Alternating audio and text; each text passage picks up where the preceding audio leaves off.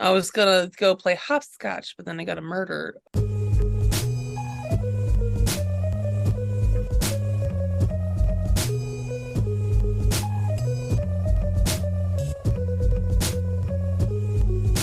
Hello, fellow netizens, and welcome to Scandalous Games, the show where we take a closer look at video game-related controversies. I'm Kevin Impellizeri, and I do the research and share a story of a video game-related controversy to my friends. My name's Phil, and you might as well consider me to be a video game newbie.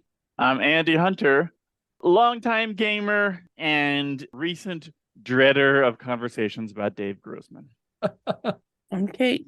And so thanks for joining us again. Last time we introduced you to Dave Grossman, the self-proclaimed killology expert, and his book on killing. And so today we're going to take a closer look into his alleged virus of violence and see if there really is something to worry about with, the state of the world in the 1990s. All right. So going back to what I said before, so he argues that he thinks that the rise of slasher movies like Friday the 13th, like Nightmare on Elm Street, are conditioning people to associate positively with, the bad guys in that. We're all really rooting for that murdering child molester who kills people in their dreams. Interestingly, into those, because he does mention by name Friday the 13th and Nightmare on Elm Street, he also lumps in Silence of the Lambs. Although he constantly refers to Hannibal Lecter as Hannibal the Cannibal, which makes me think that he probably never saw. Oh, he read the first page of the novel. Yeah, okay. Yeah. Or not the first page, but the first, literally, sorry,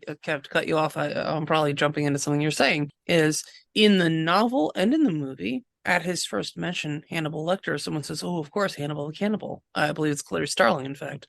Hannibal the Cannibal. And so, yeah, and that's the one and only time that you hear that nickname, which it makes sense that the media would have nicknamed him that, given that he was famously a cannibalistic killer and his name's Hannibal, and guess what rhymes with Hannibal? But the movie and the book both show a lot of reserve where they don't bandy that around, except for that one time. Yeah, it's like a throwaway as I recall it too. And also I would not lump in Hannibal Lecter into the likes of Freddy. It's not like you're watching 2 hours of Hannibal Lecter, skulking through the darkness and picking off teenagers one by one and eating. This isn't it's almost like associating Hannibal Lecter with Leatherface or something like that. Well, and what I find interesting too is he's not likening this with any of the actual real world life-size serial killers who had a lot of screen time and press coverage in that time period. When did he publish this? 95. Okay, so this would have probably been, certainly the BTK killer would have been around, right? There would have been, what's the guy?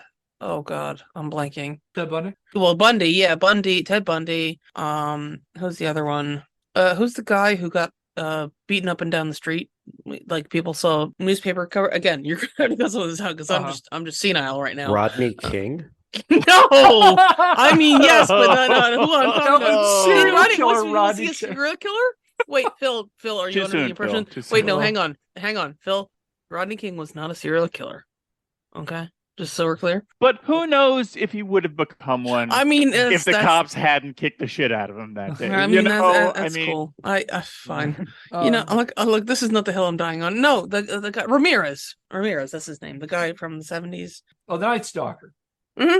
Right. I guess what I'm saying is there were some high-profile serial killers who, those are real people who did really bad things over the course of decades. And, this guy is taking the moral high ground in terms of people shouldn't do bad things, and even in play, because if you do bad things in play, then you become a bad thing in person. And look at all these fictional characters they're emulating, as opposed to look at these bad people in real life. Did they do these things? Did they play these games? Were they, it's no, probably not. Or maybe they did, but guess what? There were other factors that factored into what made them who they were. You can't say for certain that the Night Stalker didn't learn to do the thing he was doing by playing lots of Breakout.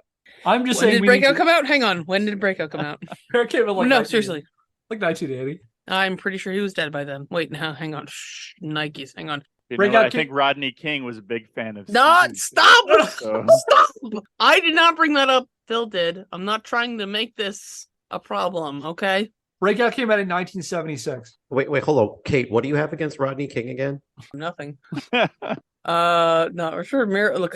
Anyway. No, hang on. Okay. Oh, fudge. Ramirez, So he died in 2013, but he died in prison. All right, look, he didn't become a psychopathic serial killer by playing Breakout, okay? All right? Richard Ramirez did not become a psychopathic serial killer by playing Breakout, okay?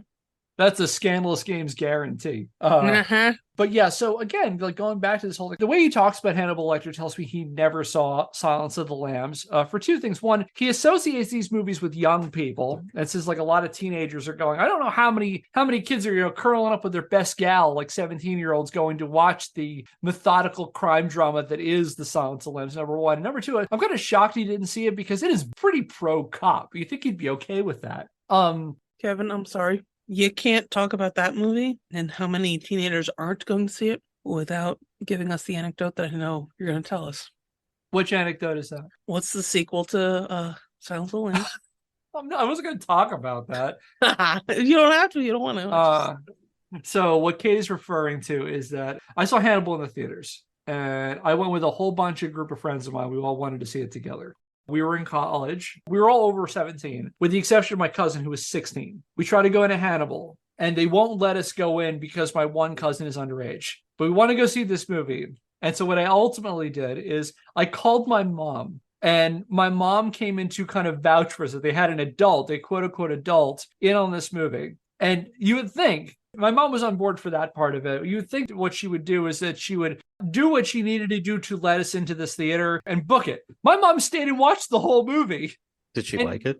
Oh, no, she did not. And for years, she was so invested in the procedural Clarice Starling. Yeah, no. My mother didn't go to movies very often. And she would tell us after this, she'd say, I haven't gone to the movies on my own in this long, and I had to go see Hannibal. And did not like that she would not let me forget this. And I'd never had the courage to say you could have just left when nobody was holding a gun to your head. No one forced you to stay there with us. I mean, she did a real solid for letting us in there. And I will tell you this, all of that, it wasn't worth it. Hannibal's not that good of a movie. No, Hannibal is a bad movie. So again, going back to Grossman, again, he thinks that young people are, being desensitized because they're seeing all this fun stuff on the screen happening. And on top of it, he claims that in addition to the violent scenes desensitizing audiences, viewing horror movies with friends and in the presence of snacks, he does talk about this, conditions people to associate violence with pleasure. Like a dog, except instead of rolling over for belly rubs, it's killing people. According to Grossman, quote, in a kind of reverse Clockwork Orange classical conditioning process, adolescents in movie theaters across the nation and watching television at home are seeing detailed, horrible suffering and killing of human beings. And they are learning to associate this killing and suffering with entertainment, pleasure, their favorite soft drink, their favorite candy bar, and the close, intimate contact of their date, end quote. Later, all right, wait, hang on. Let the record show that I am enjoying some of Dot's home-style pretzels right now, and a lovely lime-flavored seltzer. Phil, I see you chewing. Would you like to share with the class? I am having this prosciutto and cheese pack, which is quite yummy. Okay. Associating it with murder. Go on. And Andy, I hope you're snacking. I am, and also, unfortunately, the beating of Rodney King, which I, for the record, no, come on. Hey, you brought that up. I really was desperately trying to steer away from that. Okay, but no, wait, Andy. I hope you're snacking. If not, go grab something. Go. Yeah, I'm not snacking. I am playing with some magnets. Though, actually, no, it's funny though that Kevin, that Dave Grossman did bring up, and the close proximity to your date, because I was about to make a joke about their favorite soft drink, going out with friends, copping a feel in the movie theater. These are all things that people come to associate with murder. But he beat me to the punch. So I'll give you that, Dave Grossman. You beat me there. Go with your sweetheart to the sock hop and then murder some people. Yeah. Yeah, it's like he thinks, or his argument is that we're associating violence with pleasure. It's like, when you go to the movies and you're going to associate having a box of goobers with violence and pleasure, and you're going to associate having, a slushie with violence and pleasure, and, you're going to associate reaching into a bag of popcorn and feeling up somebody's penis with pleasure. That only happens in movies, you pervert. Look, unless you're an absolute predator, in which case, let me know. Oh. I didn't realize that you had never been to the movies with me, Andy, and Kevin. I'm sorry. You know what? I only ever sit next to Kevin. That's the problem. I agree with you. It's just like, hey, you have pleasant things and then you must engage in murder. It's like I was gonna have some popcorn, but then I got a murder, It's like I was gonna go play hopscotch, but then I got a murder while also doing hopscotch or whatever. Like I've come to associate murder with now those big giant machines where you can just create your own soda flavor. Or what about that? What about those crane machines where it's like, hey, look, it's $4 to play, but you're guaranteed to win something. So you're gonna have like a crappy plushie that's gonna fall apart before you get home, but you're guaranteed to win. But also then you have to murder someone in the parking lot. No, yeah. So yeah, there you have it. When you go to the movies, every race. I'm sorry. There we have one. I've completely lost. What are we doing? I'll reread that quotation. So quote, in a kind of reverse Clockwork Orange classical conditioning process, adolescents in movie theaters across the nation and watching television at home are seeing detailed horrible suffering and killing of human beings. And they're learning to associate this killing and suffering with entertainment, pleasure, their favorite soft drink, their favorite candy bar, and the close intimate contact of their date, end quote. And he later added in a quotation that got a lot of play in the press. Quote, we are reaching that stage of desensitization at which the inflicting of pain and suffering has become a source of entertainment, vicarious pleasure rather than revulsion. We are learning to kill, and we are learning to like it, end quote. So yeah, like we've been saying, when you go to the movies, every raisinette you eat, every pib you sip, every time you squeeze your best gal, you're leaving yourself ever closer to being activated Manchurian candidate style and brutally murdering everyone you hold dear. So that's what he thinks. That's what he believes. I think that maybe Dave Grossman may have paid a half of attention to like one class where they talked about classical conditioning or operant conditioning, the classic Pavlovian response. And he decided to base his entire life on that. A lot of what he goes back to, again, is operant condition, that we were going to associate one thing with another. If you see brutal murder and you're in a situation where you feel comfortable, you feel safe, you feel happy, you're going to associate that murder with happiness and joy and all this stuff. And I'm really glad he brought Clockwork Orange, because Clockwork Orange is a real bugbear for me in this book. The fact that he associates it. How many of you have actually seen Clockwork Orange? Wait, to do a visual to auditory. Nobody but you, Kevin, I think, right? So Clockwork Orange is a movie that came out in the 1970s. It's based on a book by Anthony Burgess. I read the book for what that's worth. Sorry. Yeah, so I'm going to explain why this really bothers me when people make this association. So the whole thing in Clockwork Orange is this, really violent kid named Alex. And he has his buddies. They go and they beat up people, and they go into a person's house and they assault them and things like that. And eventually he gets arrested, and he gets subjected to what I guess would be considered a conditioning process. So you've seen this clip done to death in 1,000 places, but basically, The Simpsons parodied this a lot. So it's a person strapped in a chair, their eyes are held open. The whole thing is you're watching scenes of brutality and death and things like that. Sorry to interrupt Kevin, but this is a Kubrick film, and every scene of conditioning where someone's eyes are held open, those are all based on this scene. From Clockwork Orange with Alex DeLarge, as you're talking about, gets to go on. Yeah, so and the whole thing in the movie is that the scientists present this kid who has been through this conditioning as a way of saying we've solved delinquency, we've solved crime. And they have a topless woman comes up on stage with him, and there's a scene of him trying to reach out a little bit, his hands are shaking, and then he falls over and he's screaming and crying and things like that. And the thought is that he can no longer commit these acts because of this conditioning he has. They have the whole thing. He's really into Beethoven's Fifth Symphony. He calls it Ludwig van, and Ludwig van is being played during the conditioning. And so later on when they play it, it's making him go into almost like a PTSD kind of state. However, by the end of the movie, he gets over it. The last line of Clockwork Orange is, "I was cured." It didn't work. And that's the thing that bugs me with people make this argument is I think they saw the beginning of Clockwork Orange and didn't see how it ended. And it's they see this conditioning, but the whole thing is they're trying to solve, quote unquote, solve crime or delinquency, and it doesn't work. It doesn't work to do this association, this coercion. But Dave is taking that, again, his whole thing that he's just super cool on operant conditioning and taking this sort of, psychology 101, pop psychology approach to it. And he's basically saying that this is what everybody happens. And it's like, that just, as a pop culture nerd, that bugs me that people go that angle. So yeah, that's what he thinks. He thinks that whenever we watch something, that's violent, we're creating these positive associations. And again, it always feels like we've got like this idea of that, like, everyone's just this receptacle that all this stuff is poured into, and you have no agency over it. We're only acting on impulse. So that's just the movies. That's just the movies we're talking about, because if the salacious moving picture shows weren't bad enough, the effects of operant conditioning on our nation's youth is even worse because of those nasty video games. I promise we would go back to this video game podcast and actually talk about some goddamn video games. And Grossman draws a direct link between the live fire training exercises with human targets he claims were so instrumental in making soldiers shoot and kill on command and modern video games.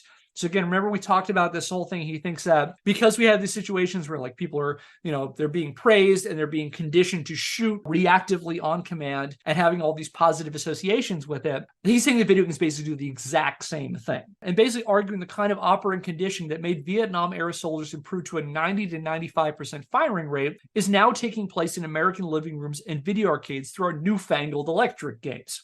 However, where the operant conditioning of American soldiers was restricted to firing on command, directed by a commanding officer, he argues that video game players learn to kill without hesitation, without any of those kinds of necessary safeguards. So, for example, a superior officer telling them to stop. As he explains, quote, "The important distinction between the killing-enabling process that occurs in video arcades and that of the military is that the military is focused on the enemy soldier, with particular emphasis on ensuring that the U.S. soldier acts only under authority. Yet even with these safeguards, the danger of future melee massacres among soldiers drawn from such a violent population must not be ignored, and the U.S. Armed Forces are taking extensive measures to control, constrain, and channel the violence of their troops in future conflicts. The video games that our children conduct their combat training on have no real sanction for firing at the wrong target," end quote. And in a move that surprised me, he does make it clear in On Killing that he doesn't think all video games are conditioning children to become remorseless killers.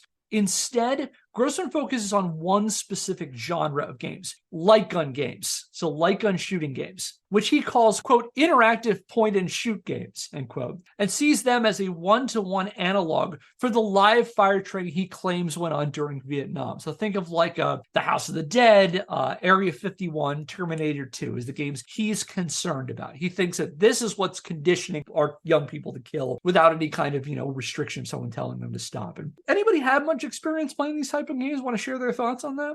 Anybody play a lot of like House of the Dead? Never played House of the Dead. I think I did play a bit of Terminator 2 once. I'm going to say, ever since Duck Hunt, I just can't stop shooting ducks. And the only thing that can make me stop is when a dog laughs at me in a mocking manner. So I think you go to that dog's house and you kill him with a chainsaw, right? I was conditioned over time to want to wish terrible things on that dog that would laugh at me when I would miss things. Yeah, no, what's the shooter game with the Wii and the Wii U, etc.? Oh, well, there was the Link's version crossbow training. Maybe. Oh, what's the ones where you shoot bears and? Oh, Cabela's. Yeah, Cabela's. I played a shit ton of Cabela's. Doesn't make me feel any more powerful if I were to be confronted by an actual grizzly bear, if that's what you're asking. How many bears have you shot in real life? None, zero. But you've now had the association of pleasure with shooting bears. That's what okay. All right.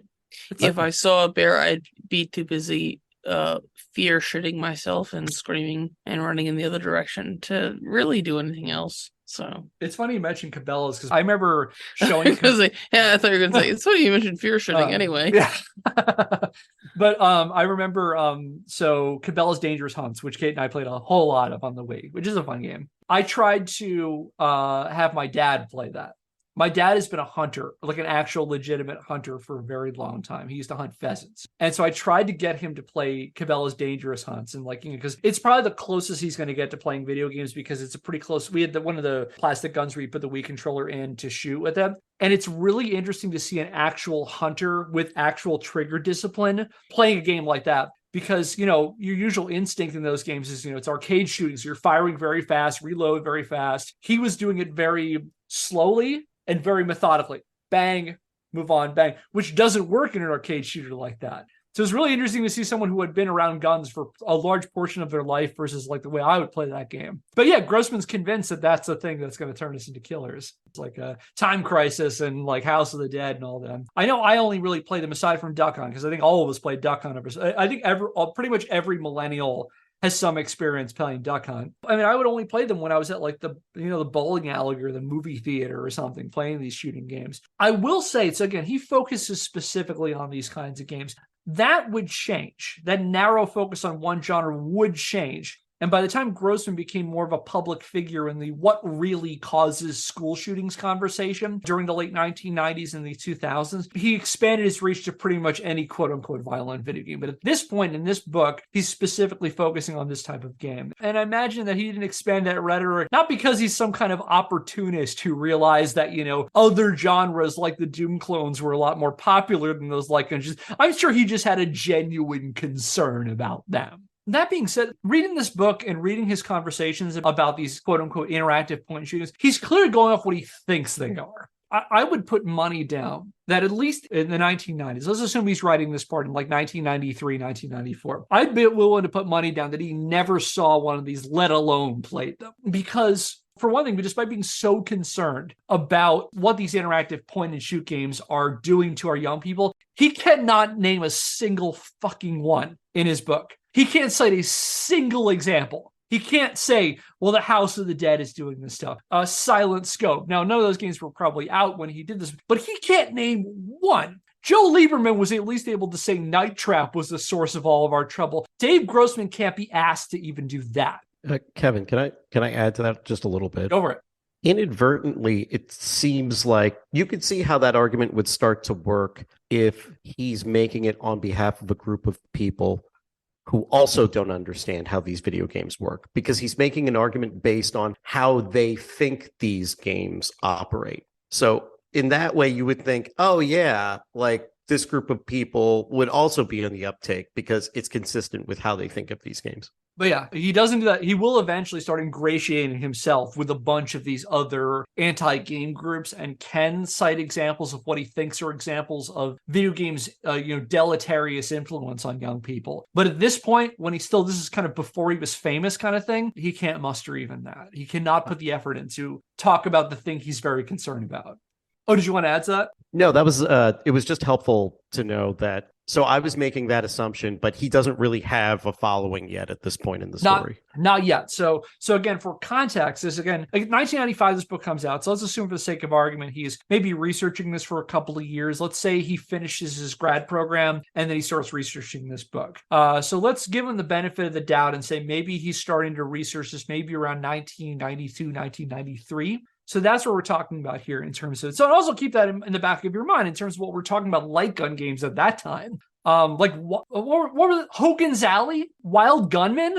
I'm trying to think of what light gun games would have been big then, but like he can't even be bothered to name any of those. And on top of all that, like even that aside, I think that example I said about my dad playing Cabela's is a really good counterexample to this because I have only very limited shooting experience, but I've been playing video games my entire life. And like he claims that like these types of shooting games encourage indiscriminate killing as part of his larger argument that video games teach reflexive killing without, safeguards. But like every light gun game I've ever played has always had penalties for an itchy trigger finger. And they encourage shooting. Like think about like Area 51 or House of the Dead. Again, these are games that came out after he's writing this part, but like they always have like civilians who you're not supposed to shoot. And if you do, you're penalized for doing that. And eventually this will lead to a game over. So there's always. I'm sorry to interrupt, Kevin. Weren't we just at that arcade recently? What was the one we were? It was a dual pistols game. There were two gun peripherals. We picked them up, and it was shoot your way through a compound and only kill the aliens. But if you kill a human, you're penalized, right? Yeah, sorry, go on. We were playing Area 51. Right. It was Area 51. We're playing this, and you cannot shoot the humans. If you shoot the humans, you'll get a game over. Or there's a fun thing. Apparently, if you start out the game and only shoot the humans, it'll start a new game where you play as the aliens, where you have to shoot humans. But even then, it's like trigger discipline. Trigger discipline is actually a thing that they put into these games. I'm sorry, Kevin, to interrupt again, but is there a thought perhaps that somebody saw the Duck Hunt gun peripheral and was like, wow, guns in video games. Guess what I get to write about? Yeah. I mean, it's possible that either that or maybe he put on C-SPAN when Joe Lieberman was putting the Justifier, the Sega CD light gun for the game Lethal Enforcers, which again, skipping ahead, you think Dave Gross would be super okay with Lethal Enforcers because it's literally cops killing people. But anyway, so we kind of dissected a lot of his argument. What do you think about this? So again, he thinks that we're in a period of runaway violent crime and everything's out of control, and the video games are probably behind it. They're conditioning all of our kids to kill and all of it. What do we think about this? And what do we think about Grossman's assessment of the state of the United States in the early 1990s? Are we truly leading ourselves down a grim Purge style world of indiscriminate killing and death thanks to all that Turok dinosaur hunter we played in the 1990s? Let's just think about what the overall argument he has here. What do we think about this? This idea that violence is out of control and media is part of the reason violence is out of control. I thought that the 90s were a period of historic low violent crime rates. So I sort of wonder if he's even getting that part right of are we experiencing much of a violent crime epidemic? Also, though, I feel, as we've talked about before in our leftist podcast about other people who try to just boil all the problems of violence down to video games, he's ignoring every other reason that people turn to crime, and whether it's their own lack of economic opportunities or drugs playing a part, or just the way we have encouraged people of means to leave cities via the construction of highways. Andy, I want to jump in here. The crime drop, crime decline that you think of when we think about the 90s, we think about less crime.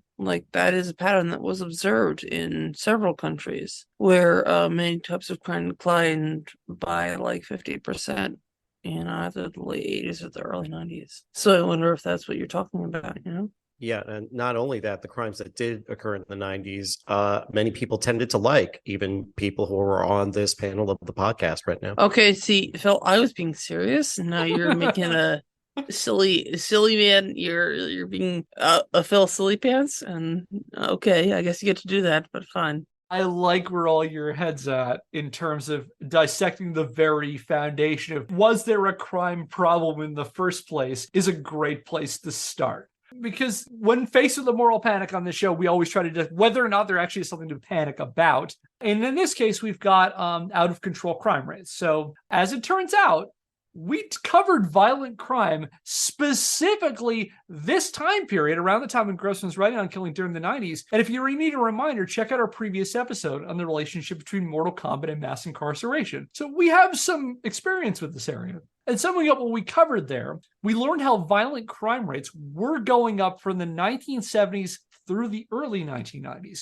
However, and you pointed this out a bit, Andy, too, around 1992, they started to level off on their way to a decades-long decline, the causes of which we still can't fully explain, although there have been numerous theories about this. So I'll put a link in the description about some of the possible theories about why, but it fell really hard and really fast. Again, it kind of leveled off in the early 1990s and it dipped, and crime rates now are significantly lower than they were in, say, 1991. And the decline was already beginning when Grossman roughly is writing this book. And we talked about this when we talked about the panic over violence, when we talked about what is the impetus around talking about violent video games in 92 and 93. And on top of that, we also noted how a lot of violent crime coverage is connected to the pressures of news media outlets to attract viewer and reader attention through horrifying and lurid stories to draw in advertising revenue regardless of actual crime rates. So maybe Dave Grossman was just watching too much of the local nightly news when he wrote that part. However, he is particular about his statistics. He specifically calls out youth crime rates, specifically focusing on assault rates, because again,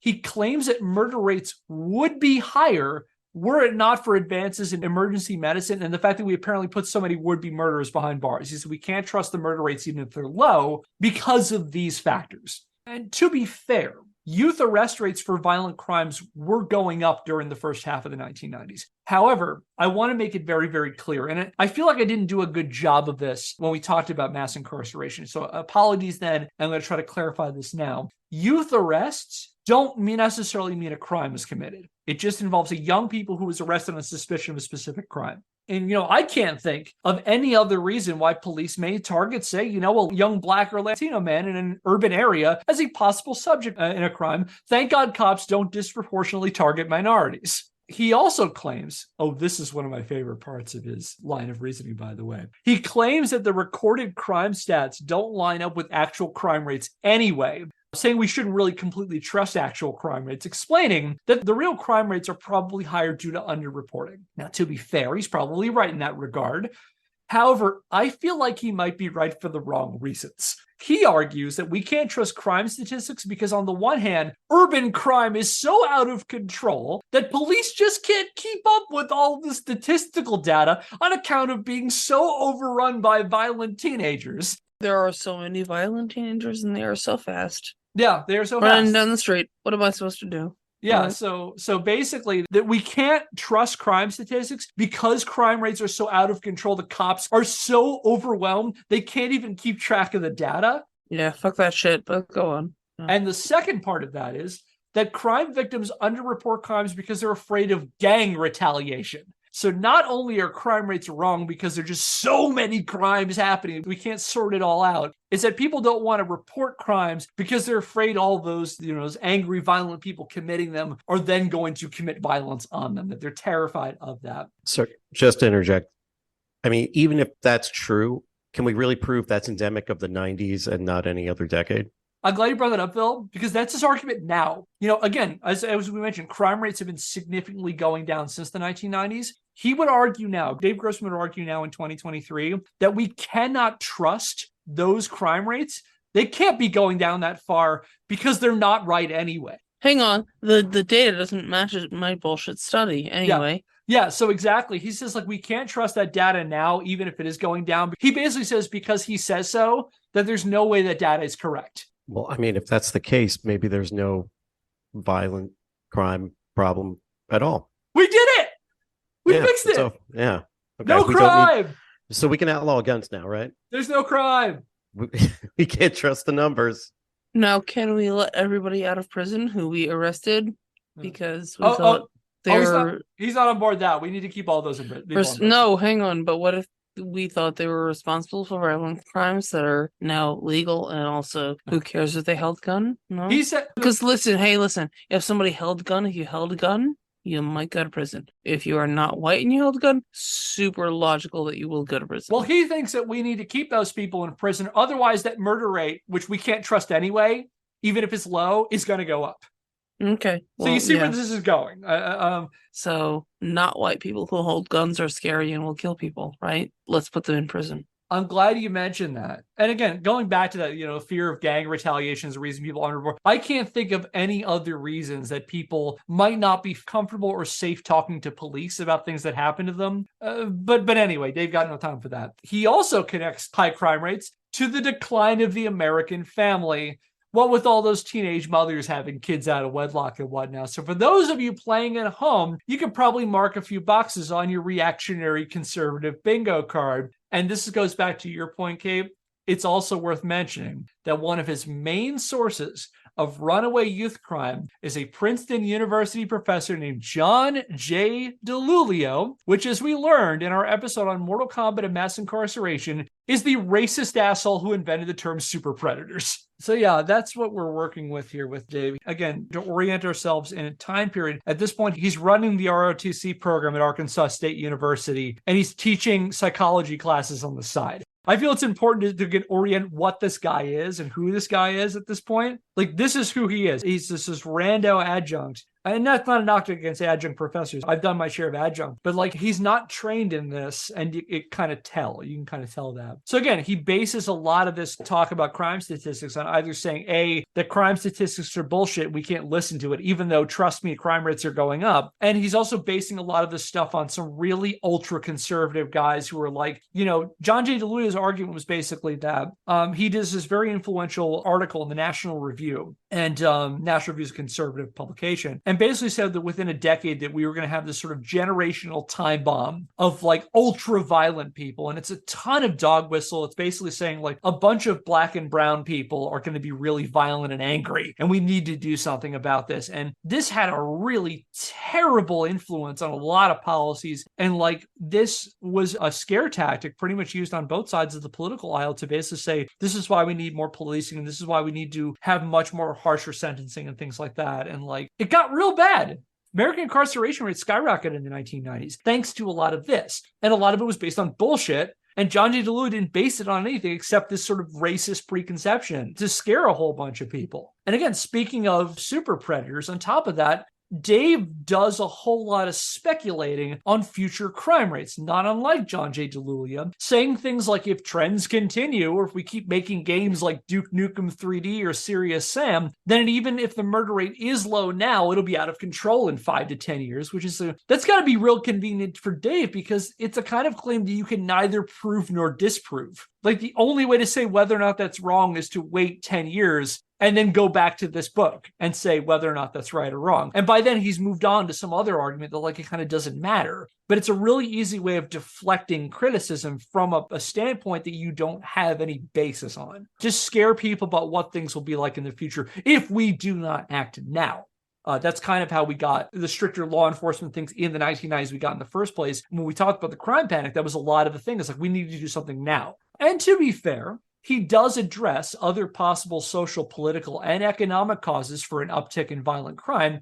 However, he only does this so he can dismiss all of them, because according to him, those have always been problems, so therefore a crime spike must have been caused by something else. From Grossman, quote, drugs, gangs, poverty, racism, and guns are vital ingredients in a process that has resulted in skyrocketing violence rates in our society. But drugs have always been a problem, just as drugs, alcohol, and so on have always been present in combat. Gangs have always been present, just as combat has always taken place in organized units. Poverty and racism, oh wow, check this part out. Poverty and racism have always been a part of our society, often much more than today, just as propaganda, class divisions, and racism have always been manipulated in combat.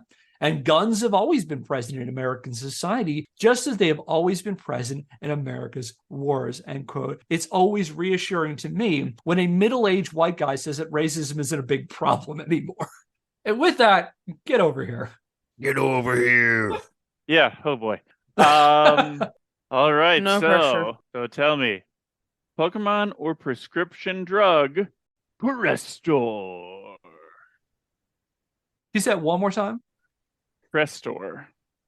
Crestor? Crestor.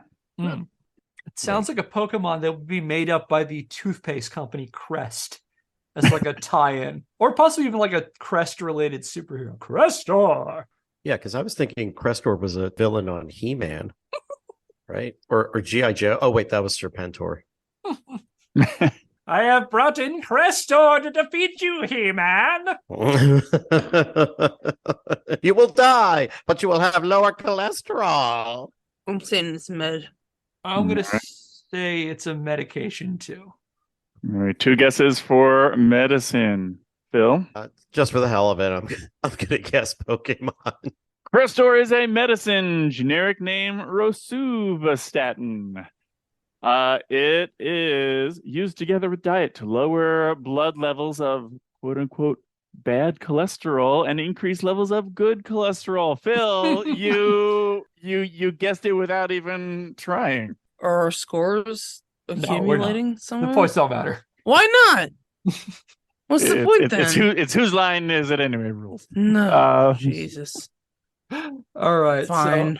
So again, I always appreciate these departures from this, but so again, the Grossman's argument is basically we can't factor in, socioeconomic changes. We can't factor in guns or gangs or anything. They're not important because we've always had all of those things. You see, so it's got to be violent media. And speaking of guns, I'm glad we're talking about guns here, because speaking of guns, he says guns can't be a cause of this alleged uptick in violence because we've always had guns in America. They've never caused a problem before. Therefore, the problem must be violent media teaching our kids to kill. Quote, here's a long quotation here. Quote, In the 1950s and 1960s, students brought knives to high school, whereas today they bring 22s. But those 22s were pretty much always present at home, and while there is new weapons technology available, 15 minutes with a hacksaw will make a pistol out of any double-barrel shotgun. A pistol every bit as effective in close combat as any weapon in the world today.